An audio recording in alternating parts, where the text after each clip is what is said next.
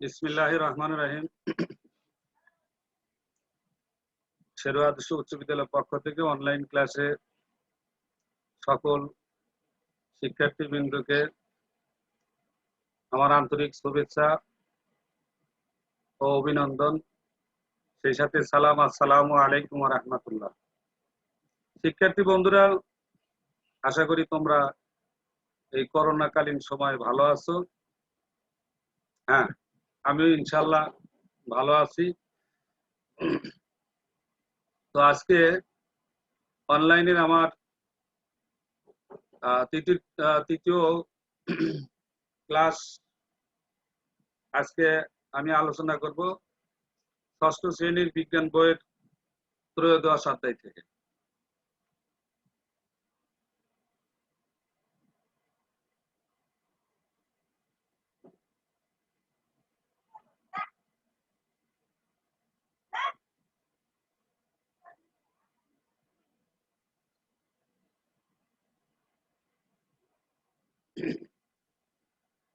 আমার পরিচিতি, আমি মোহাম্মদ জাহাঙ্গীর আলম, সহকারী শিক্ষক, শেরওয়া আদর্শ উচ্চ বিদ্যালয়, শেরপুর, বগুড়া।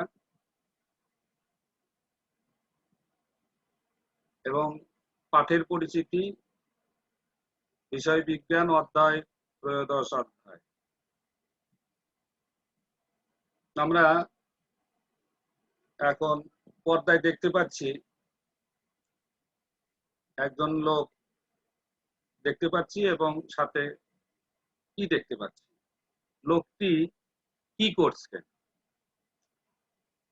শিক্ষার্থী বন্ধুরা, তোমরা অবশ্যই বলবে যে লোকটি একটি ঠেলা গাড়ি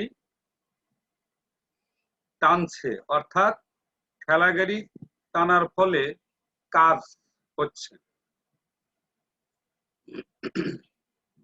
ঠেলা গাড়ি টানার ফলে কাজ হচ্ছে।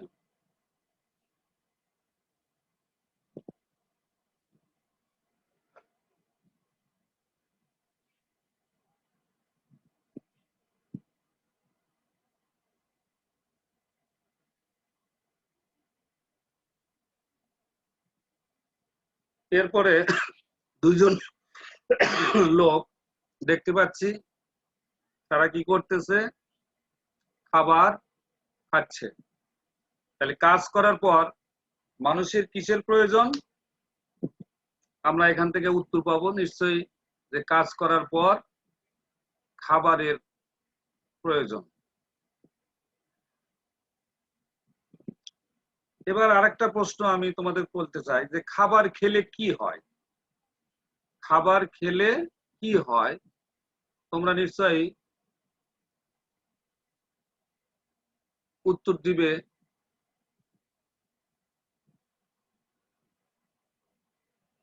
খাবার খেলে দেহের গঠন ও ক্ষয় পূরণ হয়। দেহের গঠন হয়, আবার ক্ষয়টা পূরণ হয়।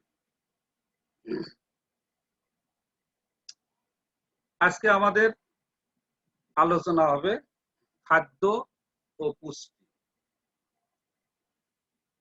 খাদ্য ও পুষ্টি নিয়ে আমাদের আলোচনা। তাহলে খাদ্য কি? প্রথমে আমরা আমাদের প্রশ্ন জাগে যে খাদ্য কি। সচরাচর আমরা উত্তর দিতে পারি যা আমরা খাই তাই খাদ্য। আর একটু ভালো হয় যে যা খেয়ে হজম করে শরীরের বৃদ্ধি হয়, ক্ষয় পূরণ হয় এবং রোগ প্রতিরোধ ক্ষমতা বাড়ায়, সেটাকে খাদ্য বলে। আমরা আজকের শিখন ফল এই পাঠ শেষে আমরা খাদ্য এবং পুষ্টি কি বলতে পারবে, খাদ্যের প্রকার ভেদ বর্ণনা করতে পারবে, খাদ্যের কাজগুলো বলতে পারবে, শর্করার সত্যতা পরীক্ষা করতে পারবে, খাদ্য ও পুষ্টির প্রয়োজনীয়তা ব্যাখ্যা করতে পারবে। এখন আমরা স্ক্রিনে একটা ছবি দেখতে পাচ্ছি, ছোট্ট একটা শিশু দেখতে পাচ্ছি, তার চেয়ে একটু বড়, তার চেয়ে বড়, তার চেয়ে একজন পূর্ণাঙ্গ মানুষ দেখতে পাচ্ছি।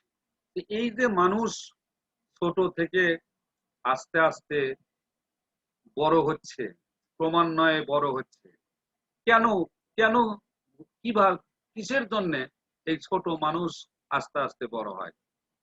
তোমরা নিশ্চয়ই উত্তর দিতে পারবে যে ছোট শিশু কিভাবে বৃদ্ধি পায় প্রশ্ন, আর উত্তর দিতে পারবে খাবার খেলে, খাবারের জন্য এই মানুষগুলো আস্তে আস্তে বড় হয়। এখানে আমরা একটা চিত্র দেখতে পাচ্ছি, একটা শরীরের একটা অঙ্গ, সেখানে একটা ক্ষত দেখতে পাচ্ছি, ক্ষত।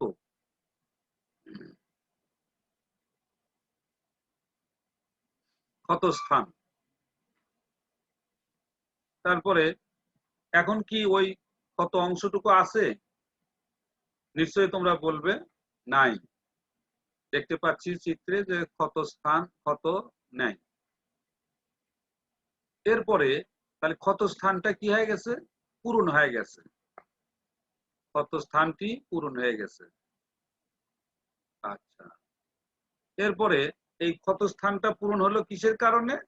খাদ্য গ্রহণের ফলে। আমরা নিশ্চয়ই উত্তর দেব যে খাদ্য গ্রহণের ফলে। তাহলে এখানে আমরা এখন প্রশ্নে আসতে পারি যে খাদ্য কি, খাদ্য কাকে বলে? হ্যাঁ, আমার এই অনলাইনে ক্লাস যারা দেখতে পাচ্ছ তারা নিশ্চয়ই বলবে যে মানব দেহের গঠন, বৃদ্ধি, ক্ষয়পূরণ ও শারীরিক সুস্থতার জন্য প্রয়োজনীয় সকল উপাদানকে খাদ্য বলে।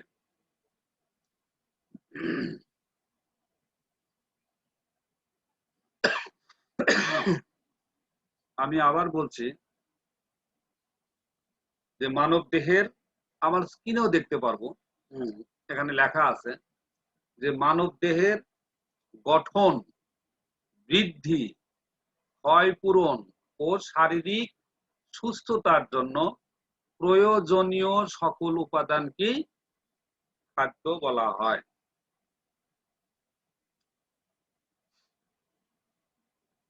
এরপরে আমরা আরেকটা ছবি দেখতে পাচ্ছি,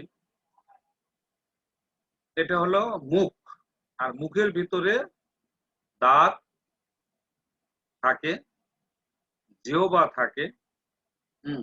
দাঁত এবং জিহ্বার দ্বারা একটা খাদ্য আমরা মুখের ভেতরে গলৎকরণ করে থাকি এবং সেখান থেকে সেই খাদ্যটা আমাদের তন্ত্রে চলে যায়, পরিপাক তন্ত্রে চলে যায়। এরপর আমরা দেখতে পাবো যে পরিপাক তন্ত্র, পাইলোরিক স্ফিনক্টার, এটাকে বলা হয় পরিপাক তন্ত্র। প্রথমে আমরা মুখ মুখ মুখ বিবর দিয়ে খাদ্যটা গলনালী দিয়ে মুখ বিবরে প্রবেশ করে, তারপরে গলনালী অর্থাৎ খাদ্য নালী দিয়ে সেটা এই পরিপাক তন্ত্রে প্রবেশ করে, সেখানে যা খাদ্য কি হয়, পরিপাক হয়, সেখানে যা খাদ্য পরিপাক হয়। খাদ্য গ্রহণের সাথে এই তন্ত্রটির সম্পর্ক কি? খাদ্য গ্রহণের সাথে এই তন্ত্রটির সম্পর্ক কি? সম্পর্ক হলো পুষ্টি। পুষ্টি, আমরা যে সমস্ত খাবার খাই সেই সমস্ত খাবার থেকে যে আমরা পুষ্টি পাই সেটা প্রথমে মুখ দিয়ে শুরু করি, তারপরে সেখান থেকে অন্ন নালীতে চলে যায়, অন্ন নালী থেকে সেই খাবারটা পরিপাক তন্ত্রে যায়, পরিপাক তন্ত্রে যায় সেই খাদ্যটা পরিপাক হয়ে শক্তিতে পরিণত হয়। এই যে খাদ্য নালী থেকে পরিপাক তন্ত্রে যাচ্ছে, মুখ থেকে অন্ন নালীতে যাচ্ছে, অন্ন নালী থেকে সেটা পরিপাক তন্ত্রে যাচ্ছে, এটা একটা প্রক্রিয়া। সেই জন্য আমরা সঠিক সংজ্ঞা দিতে পারি যে প্রক্রিয়ায় দেহের খাদ্য পরিপাক হয়ে শক্তিতে পরিণত হয় এবং কোষের মাধ্যমে শরীরে ছড়িয়ে গিয়ে দেহের ক্ষয়পূরণ, বৃদ্ধি সাধন, রোগ প্রতিরোধ ক্ষমতা বৃদ্ধি এবং তাপ শক্তি উৎপাদন করে থাকে, তাকে পুষ্টি বলা হয়। তাহলে আমি আবার বলতেছি যে পুষ্টি কি। আমাদের কিন্তু আজকের পাঠের মূল আলোচনা হলো খাদ্য ও পুষ্টি। আমি খাদ্য নিয়ে ইতিপূর্বে আলোচনা করেছি, আরেকবার বলি যে খাদ্য হলো, খাদ্য কাকে বলে, যে মানব দেহের গঠন, বৃদ্ধি, ক্ষয়পূরণ, শারীরিক সুস্থতার জন্য প্রয়োজনীয় সকল উপাদানকেই খাদ্য বলে। আর এখন পুষ্টি কাকে বলে, যে প্রক্রিয়ায় দেহের খাদ্য পরিপাক হয়ে, এই যে প্রক্রিয়াটা হলো প্রথমে আমরা খাদ্যটা মুখের ভিতরে দেই, মুখের ভিতরে দেওয়ার পর তারপরে খাদ্যটা আমাদের অন্ন নালী দিয়ে সেটা পাকস্থলীতে যায়।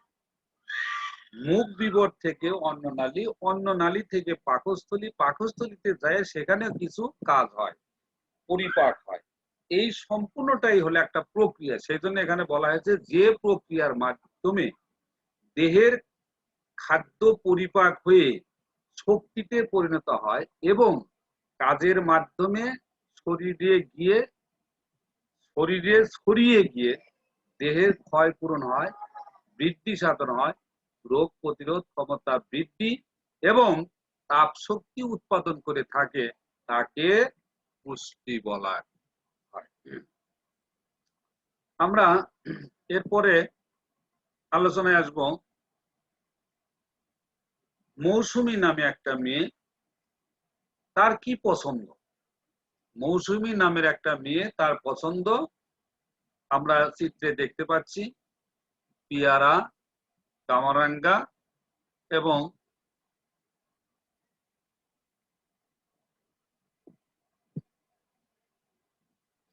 আরেকটা মেয়েকে দেখতে পাচ্ছি, তার নাম তুলি। তার কি কি পছন্দ, তার পছন্দ ইলিশ মাছ, তারপরে দেখতেছি মাংস, তারপরে দেখতেছি মিষ্টি, মিষ্টি জাতীয় খাবার। তারপরে আরেকটা ছেলে দেখতে পাচ্ছি রবিন। রবিনের কি ধরনের খাবার পছন্দ, পাউরুটি, এখানে দেখতে পাচ্ছি সন্দেশ, আর এই পাশে আরেকটা খাবার আমরা লক্ষ্য করছি। তিন ব্যক্তি, মৌসুমী, তুলি এবং রবি, তিন ব্যক্তি তিন ধরনের খাবার পছন্দ। এই সমস্ত খাবার গুলো কিন্তু বিভিন্ন স্বাদের এবং গুণাগুণের উপরে ভিত্তি করে এখানে ভাগ করা হয়েছে। আমরা লক্ষ্য করি যে তিনজন কে কোন ধরনের স্বাদের খাবার পছন্দ করে। আমরা নিশ্চয়ই লক্ষ্য করছি যে মৌসুমী ভিটামিন জাতীয় খাবার পছন্দ করে, তুলি প্রোটিন সমৃদ্ধ খাবার পছন্দ করে, রবিন চর্বি জাতীয় খাদ্য পছন্দ করে। তিনজনের পছন্দের খাবারের স্বাদ কি একই রকম? নিশ্চয়ই তোমরা বলবে তিনজনের খাবারের স্বাদ একই রকম নয়।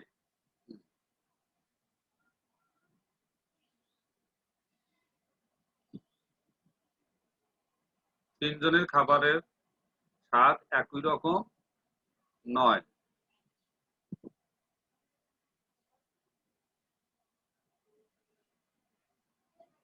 তাহলে এখানে আমরা এখন সুন্দর একটা প্রশ্নের সম্মুখীন হতে পারছি যে স্বাদ ও গুণাগুণের বিচারে খাদ্য কত প্রকার ও কি কি?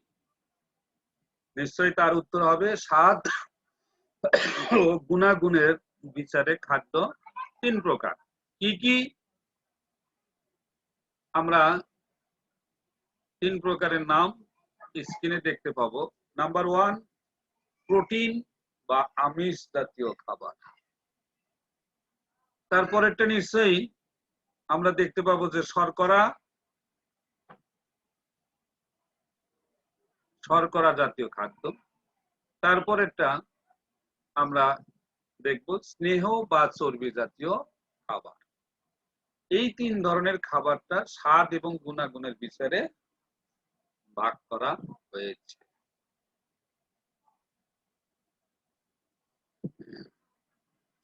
দেহকে রোগমুক্ত ও সবল রাখার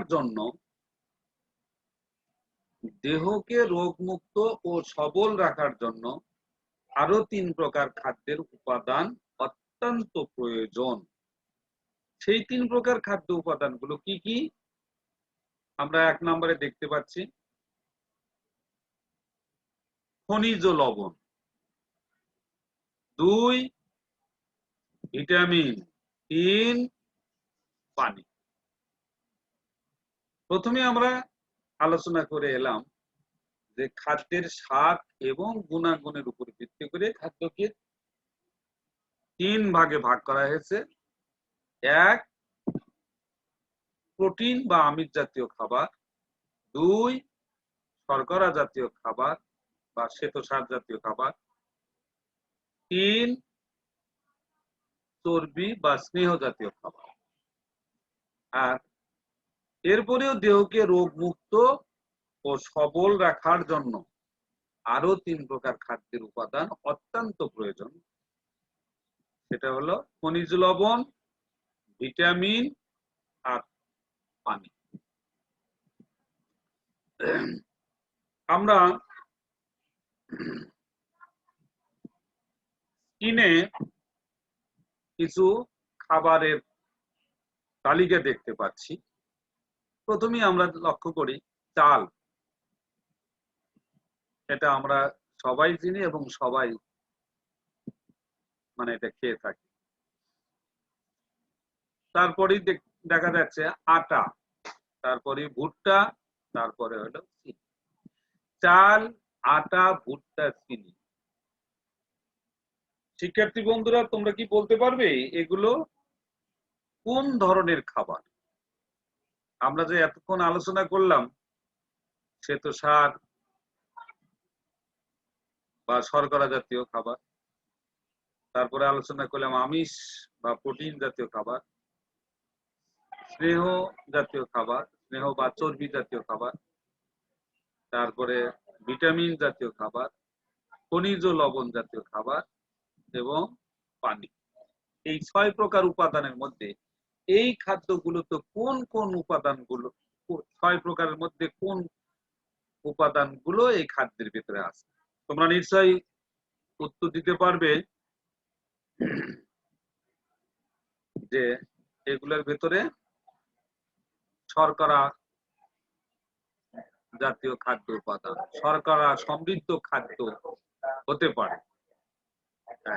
এগুলো হলো শর্করা সমৃদ্ধ খাবার। এই খাদ্যগুলোকে শর্করা সমৃদ্ধ খাদ্য বলা হয়।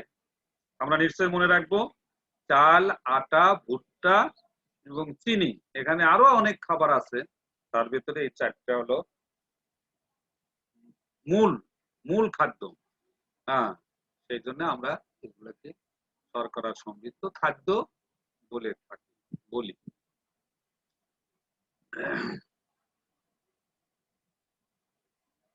আরেকটা প্রশ্ন থেকে যায় যে এই খাদ্যগুলো আমাদের দেহে কি কাজ করে? আমরা যে খাদ্যগুলো খাবো বা খেয়ে থাকি, এই খাদ্যগুলো আমাদের দেহে কোন ধরনের কাজ করে? নিশ্চয়ই আমরা বলবো যে ওজন বৃদ্ধির জন্য, শরীরকে বৃদ্ধি করার জন্য, শক্তি উৎপাদনের জন্য, তাপ উৎপাদনের জন্য এই সমস্ত খাদ্য আমরা খেয়ে থাকি। আর একটা কাজ হয়, এই সমস্ত খাদ্য খেলে কোষ্ঠকাঠিন্য দূর হয়। যার জন্য তাহলে আমরা বলতে পারি যে শর্করা জাতীয় খাদ্যের কাজ কি? শর্করা জাতীয় খাদ্যের কাজ হলো শক্তি যোগান, 2 নাম্বার তাপ উৎপাদন করা, 3 নাম্বার কোষ্ঠকাঠিন্য দূর করে আমাদের শরীরকে সুস্থ এবং সবল রাখে। এরপর আমরা একটা দলীয় কাজ দিব, সময় 20 মিনিট। পরীক্ষণ অর্থাৎ সহায়ক সামগ্রী, পরীক্ষণ মানে উপকরণ। আমরা যে একটা কাজ দিব, একটা পরীক্ষামূলক কাজ, সেই পরীক্ষার কাজের উপকরণ হলো আটা, আয়োডিন যুক্ত লবণ, পানি, একটা টেস্ট টিউব, স্পিরিট ল্যাম্প, হাতল যুক্ত ক্লিপ ও দিয়াশালাই। আমরা চিত্রে দেখতে পাচ্ছি, চিত্র 1, 2, 3, তিনটা চিত্র। তিনটা চিত্রের ভিতরে চিত্র 2-এ একটা টেস্ট টিউবে আটা গুলে নিব। তারপর চিত্র 3-এ একটা টেস্ট টিউবে আয়োডিন লবণের দ্রবণ তৈরি করে নিব। এরপর চিত্র 4-এ আটাগুলো টেস্ট টিউবকে আটাগুলা টেস্ট টিউব থেকে আমরা কি করব? স্পিরিট ল্যাম্পের সাহায্যে তাপ দিব। চিত্র 5-এ লক্ষ্য করতেছ যে উত্তপ্ত টেস্ট টিউবে আয়োডিন লবণের দ্রবণ অল্প অল্প করে ওখানে ঢালতে হবে। আমরা ওখানে অল্প অল্প করে ঢালতেছি, লক্ষ্য করতেছি।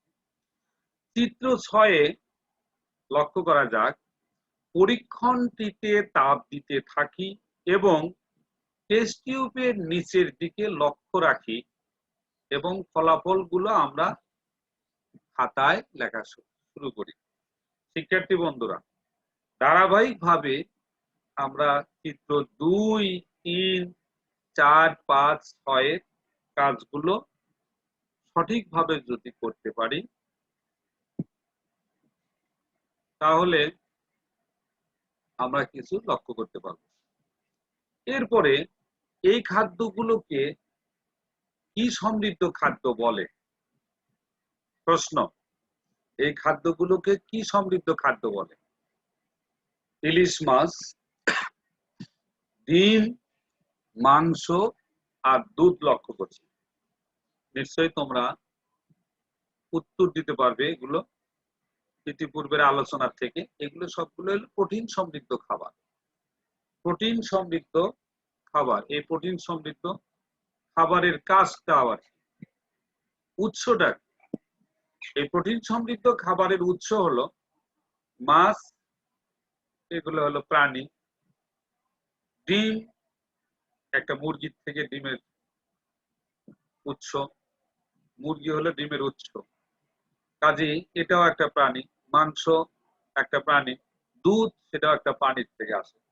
তাহলে এই প্রোটিন সমৃদ্ধ খাবারগুলোর উৎস হবে কি? প্রাণী, প্রাণীজ খাবার। এগুলা প্রাণী থেকে আসবে। হ্যাঁ, অর্থাৎ আমরা এখন কষ্ট করে বলতে পারবো শিক্ষার্থী বন্ধুরা, মাছ, ডিম, মাংস ও দুধ প্রাণীজ প্রোটিন। কিসের প্রোটিন? প্রাণীজ প্রোটিন।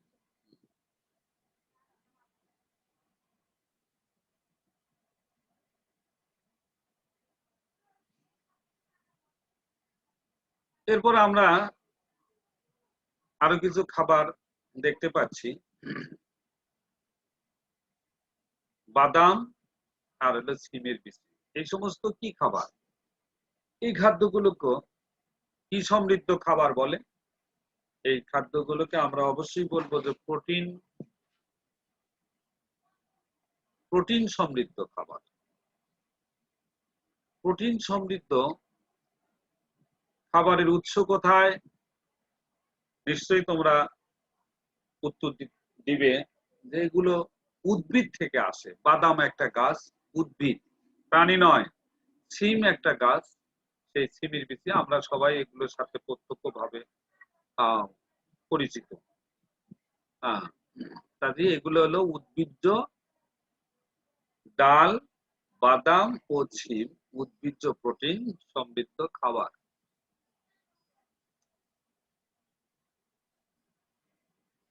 এই খাদ্যগুলোর আমাদের দেহে কি কাজ করে? প্রোটিন আমাদের দেহে কি কাজ করে? তোমরা নিশ্চয়ই উত্তর দিতে পারবে যে দেহের বৃদ্ধির জন্য, কোষ গঠন, শক্তি উৎপন্ন করা ও রোগ প্রতিরোধ করা। তাহলে প্রোটিনের কাজ হলো দেহের বৃদ্ধি সাধন। তোমরা এখন এই যে ষষ্ঠ শ্রেণীতে পড়ো, যে সমস্ত শিক্ষার্থী বন্ধুরা আছো, তোমরা কিন্তু আস্তে আস্তে বড় হবে। এই বড় হওয়ার জন্য তোমাদের কোন ধরনের খাবার খাওয়া উচিত?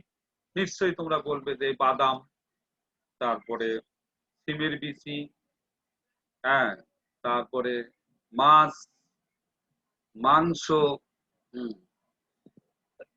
ডাল জাতীয় খাবার। এই খাবারগুলো আমরা বেশি বেশি করে খাবো। তাহলে আমরা কি করব? আমাদের শরীরের বৃদ্ধি হবে, আমাদের শরীর দেহের বৃদ্ধি হবে, কোষ ভেঙ্গে আমাদের দেহ গঠন হবে, হাড়ের গঠন হবে, শক্তি উৎপন্ন হবে, আর কোনো রোগ বালায় আমাদের ধারে কাছে আসতে পারবে না। এরপরে আমরা আরো কিছু খাবার দেখতে পাচ্ছি, সয়াবিনের তোল, বাদাম, ফিশ অয়েল আর হলো মাখন। এই খাবারগুলো কি খাবার? সয়াবিন, বাদাম, মাছের তেল ও মাখন স্নেহ বা চর্বি জাতীয় খাবার। স্নেহ বা চর্বি জাতীয় খাবার। এই খাদ্যগুলো আমাদের দেহে কি কাজ করে? এই খাদ্যগুলো কিন্তু আমাদের দেহে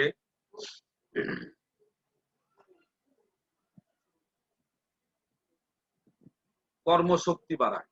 এই খাদ্যগুলো আমাদের দেহের কর্মশক্তি বাড়ায়, দেহের তাপ উৎপন্ন করে। এবার আমরা কিছু প্রশ্ন, শিক্ষার্থী বন্ধুরা, তোমাদেরকে আমরা কিছু প্রশ্ন করব। এতক্ষণের আলোচনা থেকে আমরা কি কি জানতে পারলাম, কতটুকু শিখলাম, কতটুকু আমাদের জানা হলো, সে বিষয়ে শিক্ষার্থী বন্ধুরা তোমরা কি বলতে পারবে যে খাদ্য দেহে কি কি কাজ করে? খাদ্য দেহে কি কি কাজ করে? হ্যাঁ, তোমরা অনেকেই বলবে যে খাদ্য দেহের তাপ উৎপন্ন করে, আরেকজন বলবে খাদ্য দেহের শক্তি উৎপন্ন করে, আরেকজন বলবে খাদ্য দেহের ক্ষয় পূরণ করে, আরেকজন বলবে খাদ্য দেহের রোগ প্রতিরোধ ক্ষমতা সৃষ্টি করে, ইত্যাদি। আশা করি তোমরা সবাই খাদ্য কাজ সম্বন্ধে মোটামুটি একটু ধারণা পেয়েছ। এরপরের প্রশ্ন, আমরা এতক্ষণ যে আলোচনা করলাম যে খাদ্যের উপাদান কয়টি ও কি কি, তোমরা ইতিপূর্বেও ক্লাস 3, 4, 5 এও তোমরা পড়ে এসেছো যে খাদ্যের উপাদান 6টি। তার ভিতরে আজকে আমরা ষষ্ঠ শ্রেণীতে একটু আলাদাভাবে বলবো যে খাদ্যের স্বাদ এবং গুণাগুণের উপর ভিত্তি করে খাদ্যের উপাদান 3টি। 1 নাম্বার শর্করা জাতীয় খাদ্য, 2 নাম্বার প্রোটিন জাতীয় খাদ্য, 3 নাম্বার চর্বি জাতীয় খাদ্য। এগুলা হলো স্বাদ এবং গুণাগুণের উপর ভিত্তি করে ভাগ করা হয়েছে। আর শরীরের আরো কিছু কাজের জন্য আরো 3টি উপাদান আছে। একটা হলো ভিটামিন, তারপর খনিজ লবণ, আর একটা হলো পানি। 3 নম্বর প্রশ্ন, শর্করার কাজ কি? তোমরা নিশ্চয়ই বলতে পারবে যে শর্করা কি করে? শরীরের তাপ উৎপন্ন করে। আর একটা কাজ ছিল শেষে, সেটা হলো কোষ্ঠকাঠিন্য দূর করে। 4 নাম্বার, দেহের অতিরিক্ত ওজন বৃদ্ধির জন্য কোন খাদ্যের ভূমিকা বেশি? দেহের অতিরিক্ত ওজন বৃদ্ধির জন্য শর্করা জাতীয় খাদ্যের ভূমিকা বেশি, শ্বেতসার জাতীয় খাদ্যের ভূমিকা বেশি। এই জন্য যারা অতিরিক্ত মোটা হয়ে যায় সেই সমস্ত লোকদেরকে কি বলা হয়? যে আপনারা শর্করা জাতীয় খাদ্য কম খাওয়ার চেষ্টা করুন। শর্করা জাতীয় খাদ্য কোনগুলো? নিশ্চয়ই আমরা জানি, চাল, গম, ভুট্টা, চিনি। মনে আছে নিশ্চয়ই তোমাদের, আমরা পূর্বে আজকের ক্লাসে দেখতে পেয়েছি। এরপরে প্রশ্ন হলো, স্নেহ এবং চর্বি কি কাজ করে? স্নেহ এবং চর্বি কি কাজ করে? শরীরের তাপ উৎপন্ন করে, শরীরের তাপ বৃদ্ধি করে এই স্নেহ বা চর্বি জাতীয় খাদ্য। নিশ্চয়ই তোমরা বলতে পারবে স্নেহ এবং চর্বি জাতীয় একটা খাদ্যের নাম। স্নেহ এবং চর্বি জাতীয় খাদ্য হলো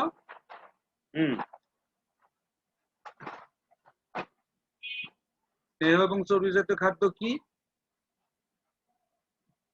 বাদাম। আমরা যে বাদাম খাই সেই বাদামটা হলো চর্বি জাতীয় খাদ্য।